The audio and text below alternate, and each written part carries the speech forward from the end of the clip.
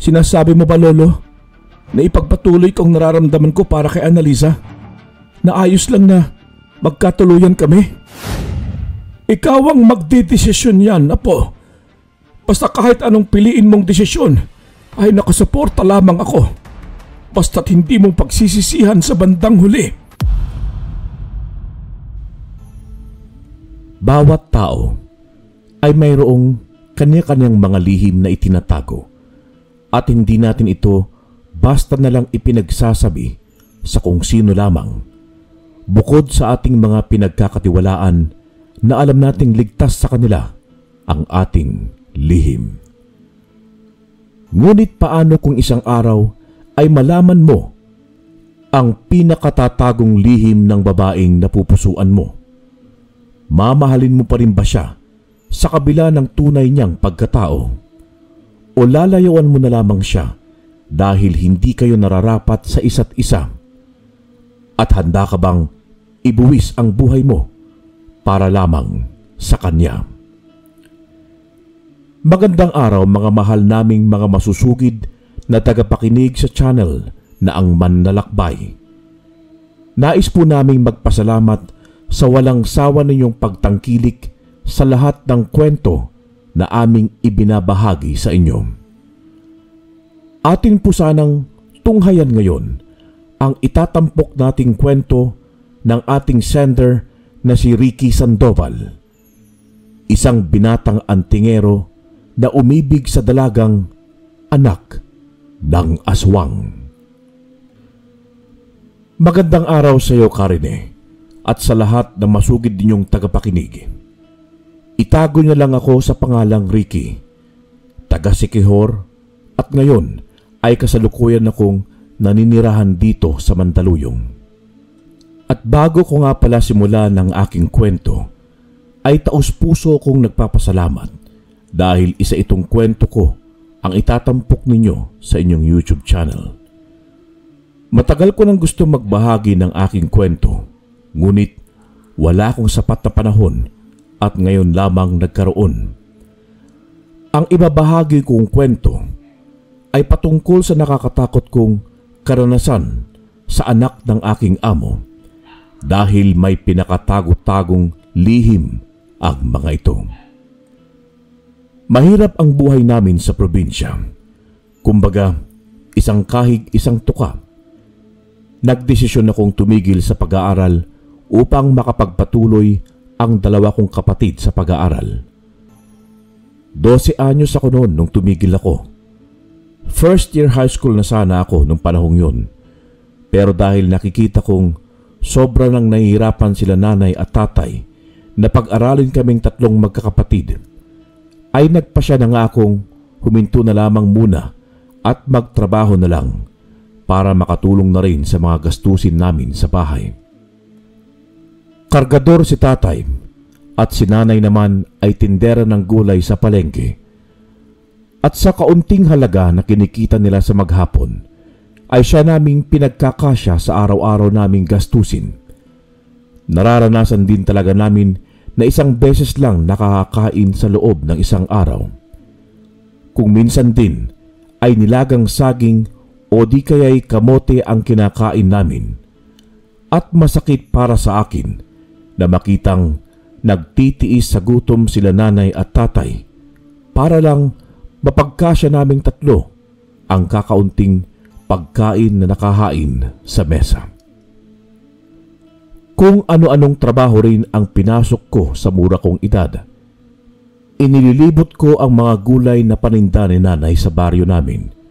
Kung minsan naman ay isda ang tinda ko na pinapabenta pa sa akin ng kapitbahay namin. At kapag naibigay na ang upa kong pera, ay dumay-diretso na ako sa palengke para makabili na ako ng bigas namin. Para ulam na lang ang poproblemahin nila tatay. Naranasan ko ring mangalakal at magtinda ng mga candy at sigarilyo sa terminal ng bus. Kung minsan ay hindi ko maiwasang hindi mainggit sa mga kaklasikong nakapagpatuloy sa pag-aaral. Habang sila ay papel at ballpen ang hawak, ako naman ay kalakal o di kaya ay palinda.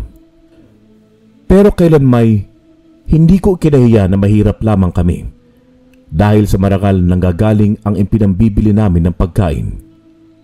Habang pauwi ako galing sa pagtitinda, ay narinig kong umiiyak ang mga kapatid ko at paulit-ulit nilang binabanggit ang salitang nanay. Kaya naman lumakas ang kabog ng dibdib ko at patakbong tinungo ang loob ng bahay namin. Nakita ko ngang may 2 bag sa upuan namin na gawa sa kahoy. Batid kong kay nanay ang mga bag na yon. Nakita ko rin na nakayakap ang mga kapatid ko kay nanay at si tatay naman ay nasa unang baitang ng aming hagdan habang nakatanaw kila nanay at malungkot ang mga mata nito. Kaagad kong tinanong kung ano ba ang nangyayari at kaagad nga akong nilingon ni nanay at lumapit siya sa akin sabay haplos sa aking mukha. Sinabi niya sa aking mamamasukan siya bilang kasambahay sa Maynila at ibinibili niya sa akin ang aking mga kapatid. Ako na raw ang bahala sa mga ito habang nasa malayo siya. Pero Nay, hindi po namin kaya na hindi ka namin kasama sa araw-araw. Huwag ka na pong umalis. Dodobling ko po ang pagtatrabaho sa araw-araw. Huwag mo lang po kaming iwan. Dito ko na lang po, Nay. Parang awa mo na po. Pakiusap ko nga kay nanay ng mga panahong yon. Ngunit hindi nagpapigil si nanay dahil nakapagdesisyon na raw siya. Malaki raw kasi ang sweldo niya bilang kasambahay kaysa ang magtinda ng gulay sa palengke. Nangako rin si nanay sa akin na kapag nakaipon siya sa Maynila ay makakabalik ako sa pag-aaral. Hanggang sa tuluyan na ngang umalis si nanay at si tatay mismo ang naghatid sa kanya sa sakayan. Kaagad namang yumakap sa akin ang mga kapatid ko habang pare-pareho kaming umiiyak. Tahan na, nandito naman si kuya eh. Aalagaan ko kayo. Tsaka nandito pa rin si tatay. Nangako naman si nanay na magpapaalam siya sa amo niya para makauwi siya sa atin kahit 1 beses lang sa loob ng 1 buwan. Nakangiting sabi ko sa kanila at ako na mismo ang nagpunas ng mga luha nila at pareho ko silang hinalikan sa noo. 1 oras ang nakalipas bago nakabalik si tatay sa bahay. Kitang-kita ko sa mga mata niya ang lungkot na nararamdaman niya. Yun kasi ang unang beses na magkakahiwalay sila ni nanay. 1 linggo na ang nakakalipas mula nang umalis si nanay at 1 linggo na ring nagiinom ng alak si tatay. Imbes na pambili na lang namin ng ulam ay ibinibili pa niya ng alak. Tay, umiinom ka na naman po. 1 linggo na pong inom ka ng inom ah. Saad ko sa kanya habang nasa labas siya ng bahay at umiinom mag-isa. Nasa tabi niya rin ang gasera na nagsisilbi niyang liwanag mula sa labas. Hayaan mo ako anak. Pampasarap lang ng tulog. Alam mo na, wala ang nanay mo eh. Sa totoo lang hindi ako sanay na wala siya. Na hindi kami magkatabi sa higaan. Naiinis nga ako sa sarili ko eh. Siguro, kung nag-aral lang ako doon, di sana may maganda akong trabaho ngayon. Di sana tayo mahirap. Hindi sana namasukan ng nanay mo sa Maynila.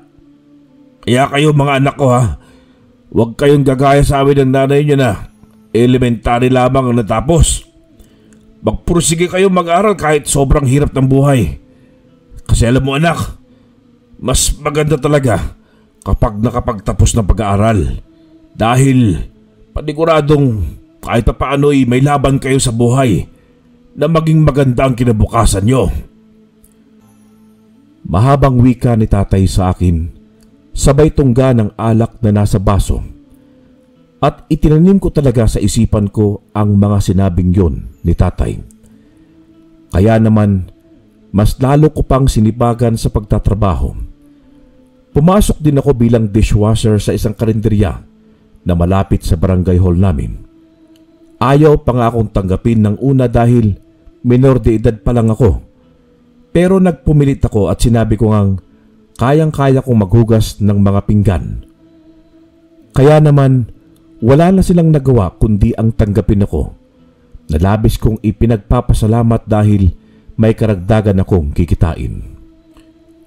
Hanggang sa nakapag-ipon nga ako ng pera na ipinambili ko ng mga gamit ko sa eskwelahan at dahil yon sa pagtatrabaho ko bilang dishwasher sa karinderya. At muli nga akong bumalik sa pag-aaral. Samantalang si nanay naman ay nanatiling kasambahay sa Maynila. Naging inspirasyon namin sa pagpupursige sa pag-aaral ang tinatamasa naming kahirapan dahil gusto namin balang araw ay mabago ang aming buhay. Dahil gusto naming makaahon mula sa kahirapan. Kinausap ko rin ang mga teacher ko kung magpapalinis sila ng bahay. Halimbawa ng magpapadamo sila sa bakuran o lilinisin ang kanilang bubong. Masaya ako sa tuwing may nagpapalinis sa akin dahil may magiging baon ako kinabukasan at mabibigyan ko rin ng mga kapatid ko ng kanilang baon. Lahat ng perang kinikita ko mula sa pagsa-sideline ko ay hinahatian ko talaga ang mga kapatid ko. Ricky, hindi ba't nagtatrabaho ko dati sa karinderya? Tanong sa akin ni Ma'am Imelda habang patungo kami sa English department. Bit-bit ko ang mga gamit niya, gaya na lamang ng lesson plan at mga Manila paper na gamit niya sa pagtuturo sa amin. Opo ma'am. Kapag Sabado at Linggo po, pumapasok pa rin po ako ron. O may extra po ako para po may pambaon kami ng mga kapatid ko. Napakasipag mo naman. Nakakatuwa ka. Kasi talagang nagpupursige ka sa pag-aaral para balang araw ay makaahon kayo sa kahirapan. Naku, ikaw sana tularan ng mga kabataan ngayon na tinatamad mag-aral. Kahit may pampaaral naman sa kanila.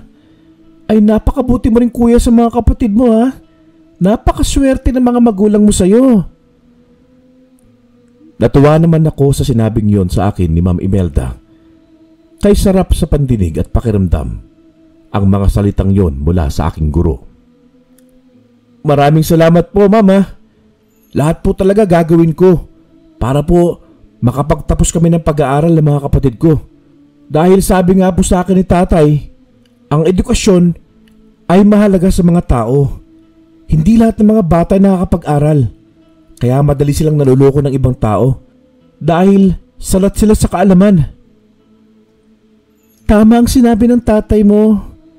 Kaya nga may mga guro na handang magturo para matuto mga batang kagaya ninyo. Siya nga pala. May kaibigan ako naghanap ng hardinero. Nasabi ko nga na may estudyante akong masipag. Madali lang naman ang gagawin mo doon. Hindi naman sila maselan Malapit na ang bakasyon. Baka gusto mong pumasok. Abay sayang din yun ha. Tuwang-tuwa naman ako dahil may trabahong inaalok sa akin ng aking guro. Tamang-tama kasi yun dahil kailangan kong makaipon ng pera para sa susunod na pasukan. Sinabi ko nga kay Ma'am Imelda na pumapayag ako at nagpasalamat na rin ako sa kanya. Sinabi nga niya sa akin na puntahan ko siya sa bahay pagbakasyon para masamahan niya ako sa papasukan ko. Hanggang sa nagbakasyon na nga, nagpaalam ako kay tatay na papasok ako bilang hardinero sa mayamang pamilyang kaibigan ni Ma'am Imelda. Pumayag naman si tatay dahil alam niyang hindi niya ako mapipigilan sa gusto ko. Isang bag lamang ang dala-dala ko at pinagkasya ko na roon ang ilang pirasong damit at shorts maging ang panloob kong kasuotan. Pagkatapos ay dumaan nga ako sa bahay ng aking guro upang masamahan niya ako sa papasukan ko. Pinagmerienda muna niya ako bago kami nagtungo sa mansyon. Ang mga pangalan nga pala na babanggitin ko ay hindi nila tunay na pangalan. Nang makarating na nga kami, ay kaagad na kinausap ni Ma'am Imelda ang kaibigan niya na magiging amo ko. Halos manigas naman ang buong katawan ko nang tignan ako nito mula ulo hanggang paa. Abay, napakabata pa pala nito Melda. Ilang taon na? 13 anyos pa lang. Pero gaya ng sabi ko sa'yo, masipag yan at magaling magtrabaho. Tugon nga ni Ma'am Imelda. At hindi ko alam nung mga oras na yon kung matatanggap ba ako dahil ang bata ko pa talaga. Mabuti na lamang at tinanggap niya ako. Ngunit may mahigpit siyang bilin sa akin, Karine. Wag na wag daw akong papasok sa dulong silid sa second floor. At wag ko na rin daw tanungin pa kung anong dahilan. Basta wag daw akong tutungo doon. Tumango-tango naman ako bilang pagtugon.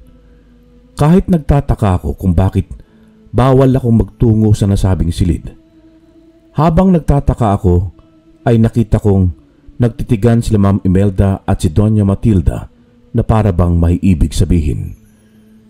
Ngunit hinayaan ko na lamang yun. Hindi nga nagtagal ang aking guro at nagpaalam kaagad siya dahil marami pa raw siyang aasikasuhin. Nagpasalamat naman si Doña Matilda kay Ma'am Imelda at dinala ako nito sa aking magiging silid. Namangha ako sa luwang nito para kasing luwang yon ng aming buong bahay. Iba talaga kapag mayaman. Malambot din ang aking higaan, hindi kagaya sa amin napapaglamang na gawa sa kawayan. Nang mailagay ko ang aking bag sa kama, ay niyaya na niya ako sa labas. Nagtungo kami sa napakaluwang at napakaganda niyang hardin. Ang gagawin mo lang naman dito ay araw-araw mong lilinisan ang garden ko. Tatanggalan mo ng mga tuyong dahon pati na ang mga dahon na nasa paso. Ititrim mo rin ang mga santan upang manatili sa dating disenyo at maglilipat ka rin ng halaman sa ibang paso. At araw-araw kang magdidilig. Malinaw ba? Ano nga ulit ang pangalan mo? Ricky po ang pangalan ko, Doña Matilda. At malinaw po sa akin lahat ng sinabi nyo. Susundin ko pong lahat ng yon. Maraming salamat po. Siya nga pala, baka gusto mong ako nang magpaaral sa'yo para hindi mo na kailangang umalis kapag pasokan na ulit. Nanlaki ang mga mata ko dahil sa sinabing yon sa akin ni Doña Matilda. Napakagandang oportunidad yun dahil hindi ko na poproblemahin pa ang pag-aaral ko. Salamat po, Doña Matilda. Hindi ko po yung tatanggihan. Maraming salamat po ulit. Dahil sa sobrang tuwa ko, ay napayakap ako sa kanya. Ngunit kaagad din akong bumitaw dahil nahiya ako sa aking ginawa.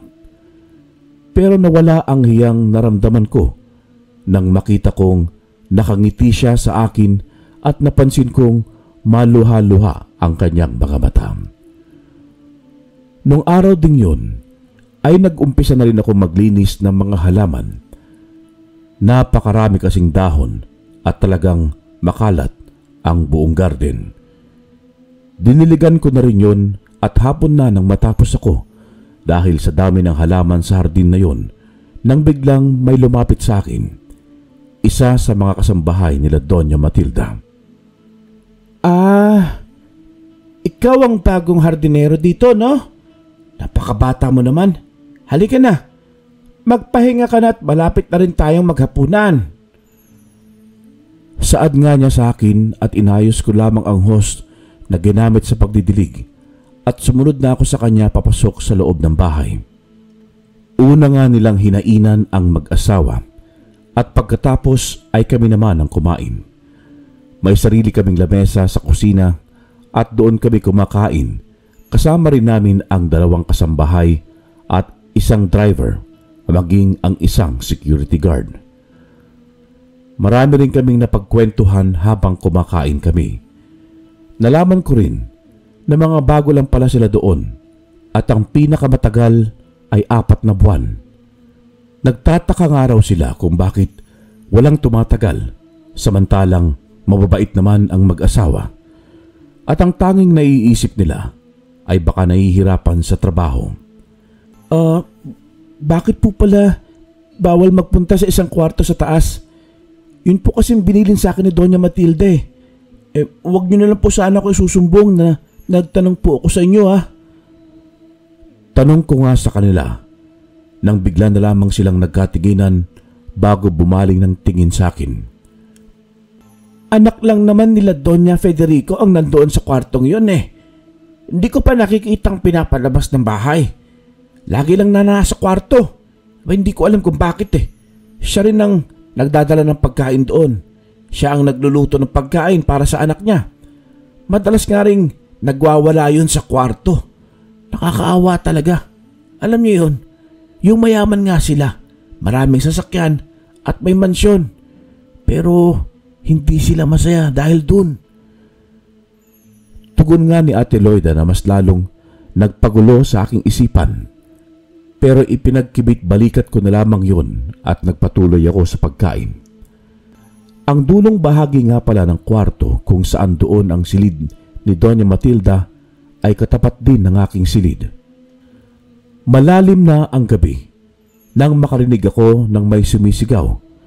Kaya naman pinatay ko ang electric fan ko upang mas malinaw kong marinig ang ingay na nagmumula sa mansyon.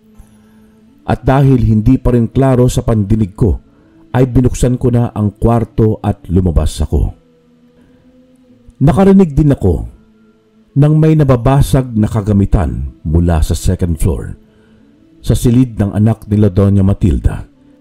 Napansin ko rin na kabilugan ng buwan ng gabing yun. Rinig na rinig ko rin ang boses nila Doña Matilda at Don Federico. Ipinagbabawal nila sa kanilang anak mula sa pagwawala nito. Hanggang sa nanahimik na nga sa kwartong yun, kaya bumalik na rin ako sa aking silid. Hanggang sa tumagal na nga ako ng 1 linggo. At sa loob ng 1 linggong yun, ay 3 gabi kong naririnig na nagwawala ang anak nila Doña Matilda. Para siyang laging galit na iniisip kong baka may diferensya sa pag-iisip. Nasabi ko pa nga sa sarili ko noon na sana ay dinala na lang nila sa mental hospital. Hanggang sa umabot na nga ako ng 1 buwan at tinupad nga ni Doña Matilda ang pangako niya sa akin na siya ang magpapaaral sa akin. Umuwi muna ako sa amin at nagbigay ako ng pera kay tatay para maipambili ng gamit sa eskwelahan ang mga kapatid ko. Masaya rin si tatay dahil pag-aaralin ako ng aking amo. At habang mas tumatagal, ay nagiging mabait sa akin ang amo kong babae. Lagi niya akong binibilhan ng mga gamit, sapatos, pantalon at kung ano-ano pa. Hanggang sa pinatawag niya ako at nagpunta nga ako sa kwarto nila sa 2nd floor. Kaagad na hinahanap ng aking mga mata ang dulong silid kung saan nandoon ang silid ng kanilang anak. Bakit mo tinitingnan ang kwarto ng anak ko? Tanong sa akin ni Doña Matilda na ikinagulat ko. Hindi ko kasi namalayan na bumukas na pala ang pintuan ng kanilang kwarto. Pasensya na po. Napatingin lang po ako. Hindi ko po kasi alam kung saan banda dito ang kwarto ninyo ni Don. Naputol lang sasabihin ko nang bigla na lamang may sumigaw mula sa dulong silid. Nagwawala na naman ang anak nila. Pero tumahimik din naman ito kaagad. Bakit niyo po pala ako pinapatawag? May pag-uutos po ba kayo sa akin? Halika sa kwarto namin at doon namin sasabihin sa iyo ng Don Federico mo. Sumunod naman ako sa kanya habang tinatanong ko sa aking sarili kung ano nga ba ang sasabihin nila sa akin at kailangang sa silid pa dapat pag-usapan. Nang makapasok kami sa loob ng silid, ay kaagad niya akong pinaupo sa dulo ng kama nila. May business meeting kami sa Tagaytay. Kaya naman sa iyo namin ibibilin si Ana.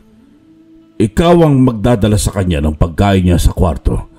At kung ano man ang matuklasan mo tungkol sa kanya, ay wala kang pagsasabihan na kahit sino. Malinaw ba, Ricky? Dahil kapag may nakaalam na ibang tao tungkol sa anak namin, ay alam mo ang mangyayari sa iyo. Kumabog naman ang dibdib ko dahil sa huling sinabi ni Don Federico sa akin. Kaya naman sa takot ko ay napatango na lamang ako at nangakong wala akong pagsasabihan kahit na sino. Lumabas kami ng silid nila at nagtungo sa silid ng kanilang anak. Nakapadlak ang pintuan nito. 3 padlak yon mula sa labas ng pinto. Napakaraming katanungan sa isip ko kung bakit tadtad yon ng kandado, pero mas pinili kong manahimik na lamang. Sana kapag nalaman mo ang lihim ng aming anak ay hindi ka umalis dito. Lahat ng nakakatuklas tungkol sa pagkatao ng aming anak ay umaalis sila dahil natatakot sila. Binabayaran na lang namin sila upang hindi sila magsalita. Pagbukas nga nila ng kwarto ay nakita ko ang dalaga nilang anak na nakaupo sa kama at bigla itong lumapit kay Doña Matilda. Nagmamakaawa itong palabasin na siya ng silid. May mga sugat din ang kanyang katawan. Ayon kay Doña Matilda ay sinasaktan nito ang kanyang sarili kapag nagwawala ito. Doon na nga ako nagkaroon ng lakas ng loob na tanungin kung bakit bawal lumabas ang anak nila at ang silid nito ay napapalibutan ng mga itim na kortina. May sakit kasi siya sa pag-iisip. Kapag nakalabas siya ng kwarto ay maaari siyang makapanakit. Kaya kinukulong na lang namin siya dito sa loob ng kanyang kwarto. Tugon ni Doña Matilda sa akin. Ngunit hindi ako kumbinsido sa kanyang sagot. Dahil kung may sakit lamang siya sa pag-iisip, bakit kailangan pa nilang bayaran ang mga dati nilang kasambahay upang hindi magsalita ang mga ito? At dahil yun nga ang sinabi niya, yun ang pinaniwalaan ko. Ibinilin rin sa akin ni Doña Matilda na may sariling refrigerator si Annalisa at doon nakalagay ang kanyang mga pagkain.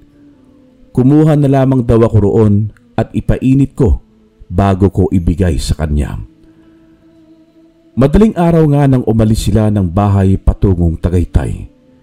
Nasa akin ang susi ng kwarto ni Annalisa, kaya lamang ay ibinilin sa akin na sa umaga ko na lang ito puntahan para pakainin at huwag din daw ako magsasama ng kahit sino sa mga kasambahay.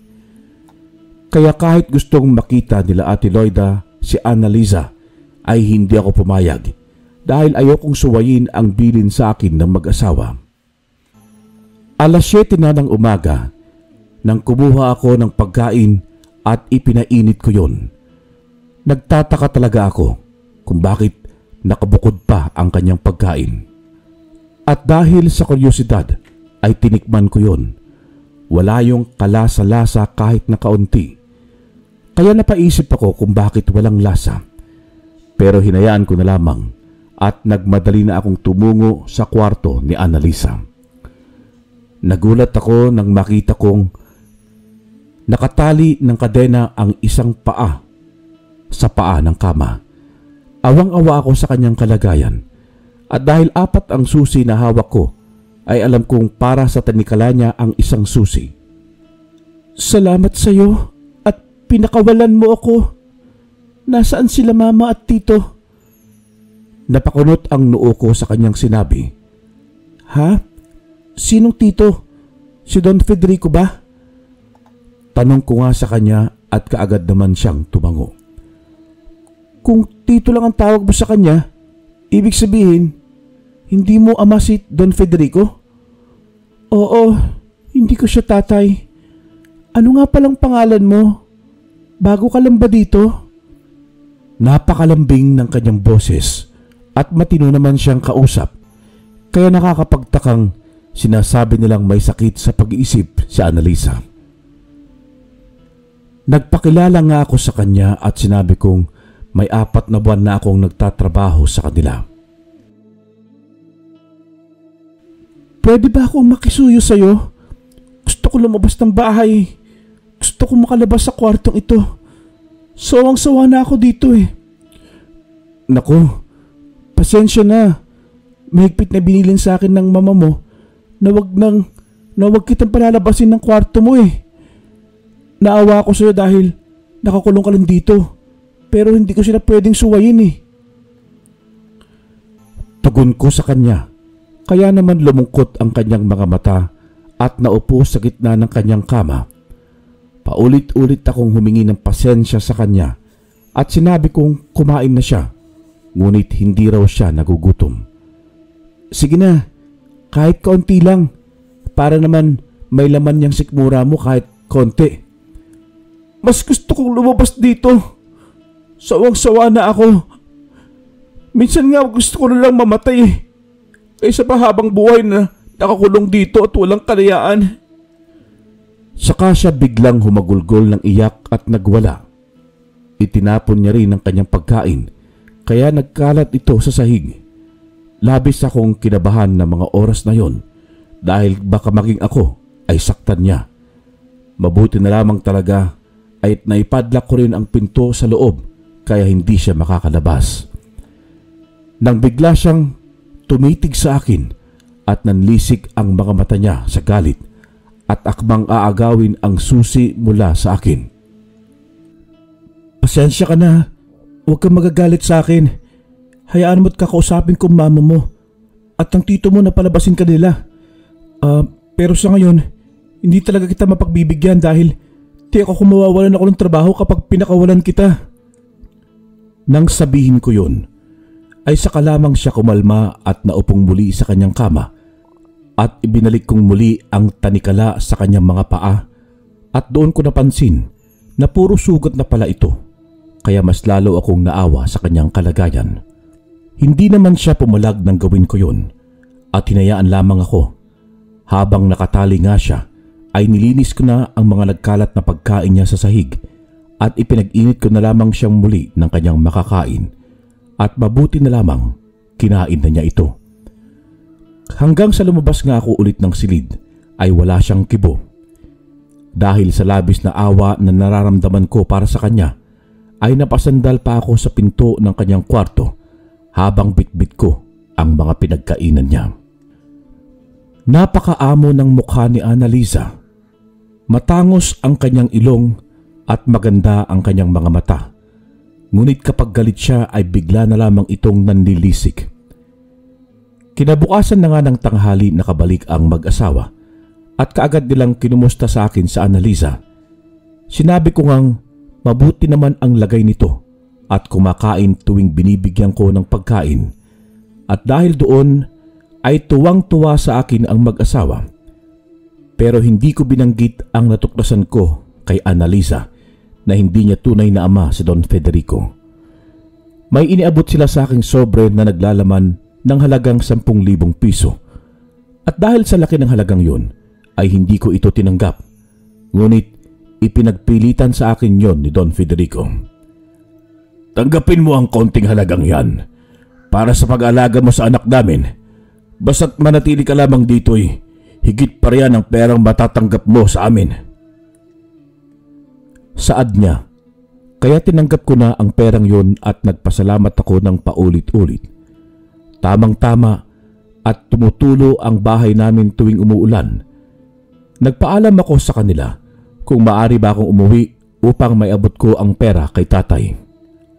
Pumayag naman sila kaya mas lalo akong natuwa. Umuwi nga ako sa amin, dala ko ang perang ibinigay sa akin ni Don Federico. Makalipas ang 8 taon, ay ganap na akong binata at wala na ako sa poder nila Doña Matilda at Don Federico. 3 taon lamang ang itinagal ko roon. Napagtapos naman nila ako ng high school at hindi na ako nakatungtong pa ng koleyo. Sa akin na kasi ipinamana ni Lolo Enteng ang kanyang anting-anting na nagmula sa pangil ng baboy ramo. Ayon kay Lolo Enteng, ay kay tatay niya raw sana yun ipapamana ang kanyang anting-anting. Ngunit tinanggihan yun ni tatay dahil gusto raw ni tatay ng tahimik lamang na pamumuhay. At naikwento rin sa akin ni Lolo na noong nasa edad 30 pa lamang siya ay may mga nakakalaban siyang mga aswang. Iba't ibang uri ng mga aswang. Bagay na hindi na ikwento sa amin ni tatay na ang tanging nasabi lamang niya ay nasa Davao si Lolo Enteng at isa raw itong manggagamot. Sa amin na rin nakatira si Lolo Enteng, kaya naman magkakasama kaming lahat sa bahay. Tinuruan niya rin ako manggamot ng mga may sakit, maging ang mga biktima ng itim na kapangyarihan, at ito nga ang kulam at mga barang. Dahil walang araw na hindi ko naalala si Annalisa, ay nagpasya akong bumalik sa mansyon. Ang sabi naman sa akin nila Doña Matilda ay bumalik lamang ako roon dahil bukas palad silang tanggapin ulit ako dahil itinuring na rin nila akong kapamilya. Pagbalik ko nga sa mansyon ay si Annalisa ang kaagad na kinumusta ko. Iba na ang kasambahay doon, maging ang driver at security guard. Marami nang nagbago. Biglang bumalik sa alaala ko ang mga masasayang alaala na nabuo sa mansyong yon, lalo na ang nabuong pagtingin ko kay Annalisa. Nang makita nga ako ni Annalisa, ay kaagad siyang lumayo sa akin. Ilag na siya sa akin sa tagal din naming hindi nagkita. Sinabi naman ni Doña Matilda na ako pa rin naman si Ricky na itinuring niyang kaibigan, at doon na nga biglang namuo ang kanyang mga luha at kalaunan ay tumulo na rin ito. Iniwanan naman kami ni Doña Matilda upang makapag-usap daw kami ni Annalisa. Pagkalabas nga niya ng kwarto ay kaagad kong niyakap si Annalisa, ngunit bigla niya akong itinulak na labis kong ipinagtaka. Bakit mo ko tinulak? Galit ka ba sa akin? Dahil matagal bago ako nakabalik ulit. Pero pangako ko, mula ngayon, lagi na kitang bibisitahin dito. Ngunit umiling-iling siya at itinuro ang kwintas ko. Anong meron dyan sa suot mo? Bakit napaso ako? At ang itinutukoy nga niya ay ang suot kong anting-anting. Bigla kong naalala ang sinabi sa akin ni Lolo na ang aswang daw ay napapaso sa anting-anting. Bakit ka napaso? Huwag mo sabihin, aswang ka, Annalisa?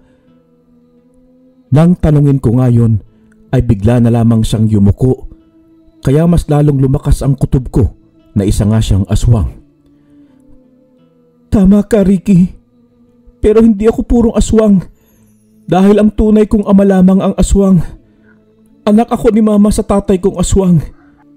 Naging magkarelasyon daw sila dahil hindi niya alam na isa pala itong aswang, at ang kanilang pagmamahalan ay nagbunga. At ako nga yun. Huli na nang matuklasan ni Mama ang lihim ng tatay ko. Buntis na raw siya sa akin at dumating sa punto na gusto niya akong ipalaglag dahil anak ako ng aswang. Pero dahil sa sinabi ni Tito Federico na ipagpatuloy ni Mama ang pagbubuntis sa akin, dahil kahit anong mangyari ay anak pa rin ako ni Mama. Si Tito Federico ay driver daw dati nila Mama at nagkagustuhan sila sa isa't isa. Kaya siya ang tumayong ama sa akin. 10 taon ako nung ipagtapat sa akin ni Mama ang totoo. Tuwing hating gabi, nagbabago ang itsura ko, Ricky. Nagiging halimaw ako. Ang akala ng mga nagtatrabaho dito ay isa lamang akong baliw dahil yun ang sinasabi nila Mama sa kanila. Pagkukwento niya sa akin habang umiiyak, hindi ko naman alam ang mararamdaman ko ng mga sandaling yun, kung matatakot ba ako o maaawa sa kanya. Kung ganun, nasaan ang tatay mo? Tanong ko nga kay Annalisa, at ang sabi niya ay matagal na raw patay ang kanyang tatay. Tumango-tango na lamang ako at hindi na namin napag-usapan pa ang tungkol sa aking anting-anting. Kaya nga, kahit nagugustuhan na kita, ay hindi ko yun masabi sa'yo dahil alam kong hindi tayo nababagay sa isa't isa. Pero saan pa naaminin ko yun, di ba? Pero ngayong alam mo na, maaari ko bang malaman kung pareho tayo ng nararamdaman sa isa't isa? Hindi na nga ako nakapagsalita nang tanungin ako ni Annalisa patungkol doon. Hindi ko alam kung aaminin ko ba sa kanya. Tama kasi ang kanyang sinabi. Hindi kami nababagay sa isa't isa dahil may lahi siyang aswang. May gagawin pa nga pala ako. Nakalimutan ko eh. Babalikan na lang kita sa ibang araw. Pagpapaalam ko sa kanya at ako na mismo ang nagsara ng pinto ng kanyang kwarto at kasabay noon ang pagpatak ng mga luha ko. Nakasalubong ko pa sa hagdan si Doña Matilda at nagpaalam na rin ako sa kanya. Tinanguan naman niya ako at sinabing mag-ingat ako pag-uwi. Pag-uwi ko nga ng bahay ay agad kong nakita si Lolo at kaagad niya akong kinausap. Ay, ano ka ba naman, Apo? Saan ka ba galing? May mga nagpunta rito upang magpagamot. Napilitan tuloy akong gamutin sila kahit hirap na ako sa panggagamot. Pasensya na po, Lolo. May pinuntahan lang po ako Kila Annalisa po. Malungkot kong tugon sa kanya. Oh, bakit naman ganyan ang itsura mo? Para kang natalo sa isang patimpalaka. Ano pang nangyari, ha? Ano po ba ang dapat kong gawin, Lo? Alam ko sa sarili ko na mahal ko na siya. At ganun din siya sa akin. Pero alam ko naman pong hindi kami nararapat sa isa't isa. Una, mayaman sila. Ako mahirap lamang. At pangalaway, tao ako. At siya naman may dugong aswang. At alam kong ang magiging anak namin ay magkakaroon din ng dugong aswang. At ayoko po mangyari yun. Ano po ba ang dapat kong gawin, Lo? Naguguluhan kong tanong kay Lolo dahil hindi ko malaman ang aking gagawin. Ano ka mo?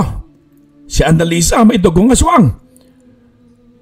Tumango na lang ako kay Lolo at kitang-kita ko sa mga mata niya ang pagkabigla matapos niyang malaman na may dugong aswang si Annalisa. Alam mo, Apo ko, ikaw lamang ang makakasagot yan dahil ikaw ang umiibig. Pero dapat ang piliin mo ay ang sinisigaw talaga ng iyong puso. Mahirap magsisi sa bandang huli. Sinasabi mo ba, Lolo, na ipagpatuloy kong nararamdaman ko para kay Annalisa?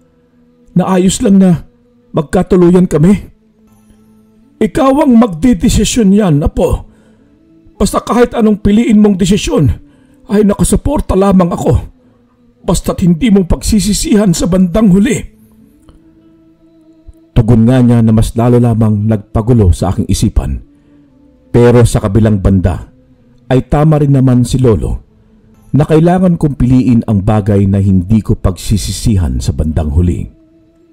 Kinagabihan ay bumalik ako sa mansyon, ngunit nasa tarangkahan pa lamang ako ay dinig ko na nagkakagulo roon at tumatakbo nga palabas ng tarangkahan ang driver nila Doña Matilda. Kaagad ko itong tinanong kung anong nangyayari habang nasa isip ko si Annalisa. Ngunit nabigla ako sa itinugon ng driver dahil nilusob daw sila ng 2 aswang. Kaya naman kaagad akong pumasok sa loob. Nanlumo ako nang makita kong duguan si Doña Matilda at kahit hirap na siya ay sinabi pa rin niya sa akin na iligtas ko si Annalisa. Kaya mabilis kong tinungo ang kwarto ni Annalisa at bukas na nga yun, kaya alam kong napasok na siya ng aswang. Bumungad nga sa akin ang 2 aswang at nang makita rin nila ako, ay kaagad akong inatake ng isang aswang. Ngunit higit na mas malakas ako kumpara sa kanya. Para lamang siyang magaang bagay para sa akin na madali kong naihagis at tumama ang katawan niya sa pader. Paulit-ulit na sinisigaw ni Annalisa ang pangalan ko habang sinasabi niyang tulungan ko siya. Ngunit dahil napansin kong bumabangon pa rin ang aswang na ibinalibag ko sa pader, ay kaagad ko itong nilapitan at ang anting-anting na nakakwintas sa akin ay hinubad ko at siya kong inihiwa sa liig ng aswang at doon pa lamang ito binawian ng buhay. Tunay ngang makapangyarihan ang anting-anting ni Lolo. Nang maglaho na ang katawan ng aswang ay bumalik ako sa silid ni Annalisa at nakita kong sakal siya ng aswang. At sino ka namang hangal ka? Paano mo natalo ang aswang na kagaya ko? Dahil isa akong antingero at hindi ako makakapayag na saktan mo ang babaeng mahal ko. Dadaan ka muna sa mga palad ko. Sigaw ko nga sa kanya. Ngunit tinawanan lamang niya ako ng napakalakas para siyang baliw kumakatawan. Buhay ang kinuha sa akin ng tatay niya. Kaya buhay rin ang magiging kabayaran. Pinatay ng tatay nito ang asawa ko. Kaya naman matatahimik lamang ako kapag nakaganti na ako. Kaya huwag kang mangialam dito, binatang antigero. Kung ayaw mong mag-ikaw ay paslangin ko. Bakit hindi ako makikialam? Mahal ko si Annalisa at poprotektahan ko siya kahit buhay ko pa ang maging kapalit. Isa kang hibang. Huwag kang magpakabayani dahil kahit kailan hindi nararapat na magsama ang aswang at ang tao. Nang bigla na lamang niyang ibinaon ang matutulis niyang mga kuko sa leeg ni Annalisa at napasigaw na lamang ako nang makita ko ang ginawa niya sa babaeng mahal ko. At dahil doon ay binawian nga ng buhay si Annalisa. Sa labis na galit ko at pagkasuklam sa aswang na tumapos sa buhay ni Annalisa ay kaagad ko siyang nilapitan at ginawa ko rin sa kanya ang ginawa ko sa kasamahan niyang aswang. Sa pamamagitan nga ng anting-anting ay sinugat ko yon sa kanyang lieg na kaagad din niyang ikinamatay. Labis ang aking pag-iyak habang nasa kandungan ko ang wala ng buhay na katawan ni Annalisa. Paulit-ulit akong humingi ng tawad dahil hindi ko man lang siya naprotektahan. At kagaya nga ng mga aswang na napatay ko, ay unti-unti ring nauupos ang katawan niya dahil may dugo nga siyang aswang. Nang tuluyan nang mawala si Annalisa, ay lumabas na ako ng silid at hinanap ko si Don Federico dahil hindi ko siya nakita nang dumating ako doon. Pero sa lahat ng silid ay wala si Don Federico. Maaaring tumakas na siya nang sumugod doon ng mga aswang. At ang tanging bangkay lamang na nakita ko roon ay ang bangkay ng itinuring ko ng tunay na ina at yun nga ay si Doña Matilda. Huli na ang lahat ng dumating ng mga pulis. Kasama nila si Don Federico. Kaya pala wala ito nung nagkakagulo sa mansyon ay dahil tumawag pala ito ng mga pulis. At isa pa'y alam niyang hindi siya ligtas kung mananatili siya sa loob ng mansyon. Kaya tumakas siya at tumawag na lamang ng mga pulis. Kaagad niyang tinanong sa akin si Doña Matilda at malungkot ko ngang sinabi sa kanyang wala na ito. Naging witness pa kami ni Don Federico sa pagpatay kay Doña Matilda.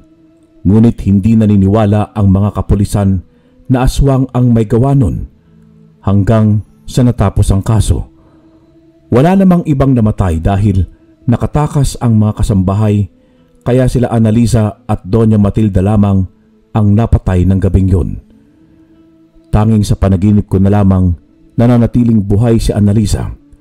Wala na rin akong naging balita pa kay Don Federico. Isang linggo na ang nakakalipas mula nang mawala si Annalisa. Pinilit ko ang aking sariling magpakatatag dahil may mga taong umaasa sa akin at yun nga ang mga nagpapagamot sa akin. Kaya kahit nagluluksa ako sa pagkawala ni Annalisa ay nanggagamot pa rin ako at pagkatapos kong maggamot ay nagkukulong ako sa aking kwarto. Ngunit sa kaligitnaan ng aking pagkukulong sa aking kwarto ay inabala ako ni Lolo Enteng. Apo, halika at may paroroonan tayo. Magmadali ka!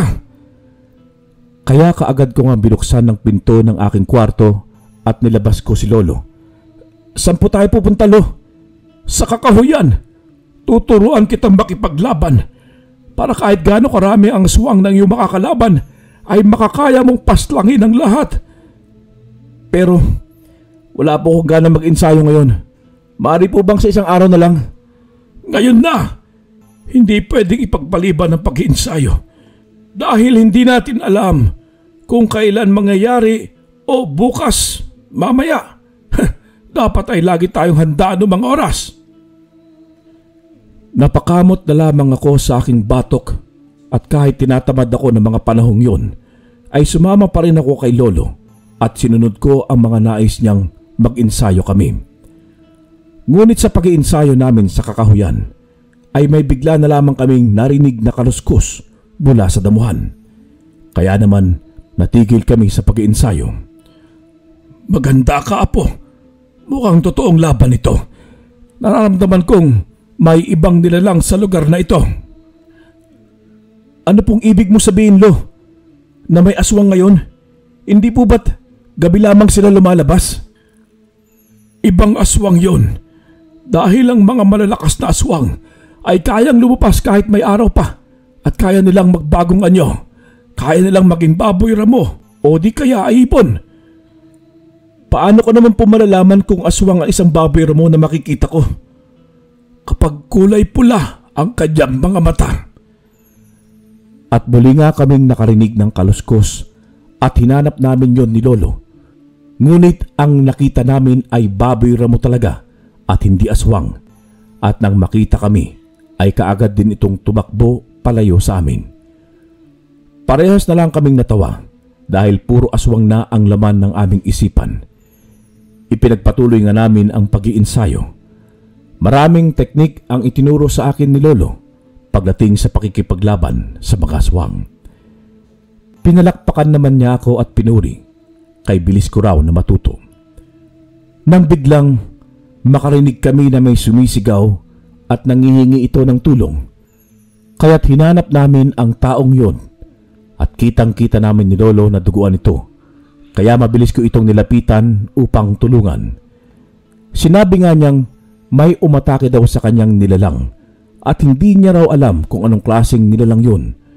Nangangahoy lang naman daw siya nang bigla na lang daw siya nitong sinugod. Anong itsura ng umatake sa iyo? Tanong nga sa kanya ni Lolo Enteng. Ang pangit po ng itsura niya eh. Mahaba at matutulis po mga kuko niya. Nanilisik ang kanyang mga mata. Anak ng Glenpeck, may aswang nga talaga sa lugar na ito. Halika po, gamutin mo siya at hanapin natin ang aswang na umatake sa kanya. Ginamot ko nga ang lalaki at laking gulat nito nang tumigil sa pag-agos ang mga dugo sa kanyang mga sugat. Paulit-ulit siyang nagpasalamat sa amin ni Lolo at nagpakilala na rin siya sa amin. Ngunit bigo kami ni Lolo na mahanap pa ang sinasabing aswang ng lalaking tinulungan namin. Inabutan na kami ng dilim at hindi na talaga namin ito nakita pa.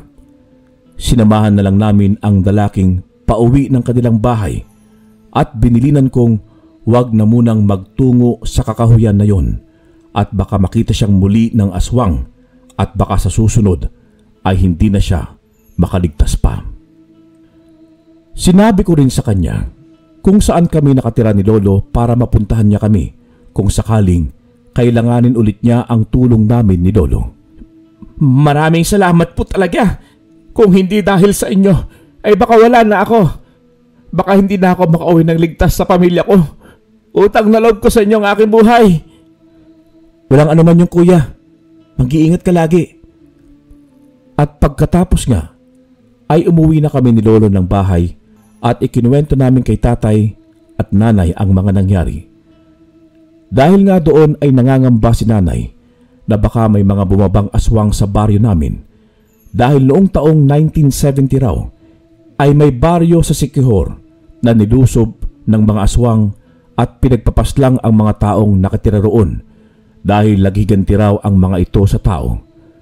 Mabuti na lamang daw at madalang na ang mga aswang ngayon. Hindi raw kagaya noong unang panahon na maraming naninirahan sa liblib na baryo o liblib na lugar. Ngayon pa ba tayo matatakot?